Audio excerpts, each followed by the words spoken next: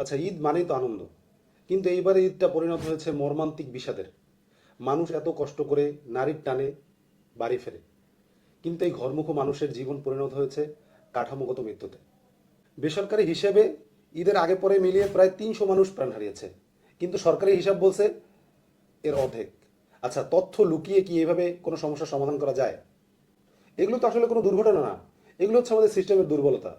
টাঙ্গাইলে যখন একই পরিবারের 5 জন মারা যায়, কুমিল্লাতে যখন ট্রেন বাসের উপরে উঠে যায়, দৌলতিয়া ঘাটে যখন বাস পানিতে পড়ে যায়, তখন এগুলো আমাদের চোখে আঙুল দিয়ে দেখিয়ে দেয় আমাদের অবহেলা, আমাদের সিস্টেমের দুর্বলতা এবং ভুলকে ভুল হিসেবে স্বীকার করে সেটা সমাধান না করার যে প্রবণতা, সেটাই হচ্ছে এটার কারণ। শুধু ছুটি বাড়িয়ে কি ভিড় কমানো সম্ভব? এর জন্য দরকার কার্যকর ট্রাফিক ব্যবস্থা, আইনের কঠোর প্রয়োগ। কারণ আমাদেরকে বুঝতে হবে, একটা প্রাণ যখন রাস্তায় ধরে যায়, তখন শুধু একটা মানুষই মারা যায় না, একটা পরিবার পথে বসে যায়। আপনার কি মনে হয় এই মৃত্যুর মিছিল থামানোর জন্য সরকারের কি পদক্ষেপ নেওয়া উচিত?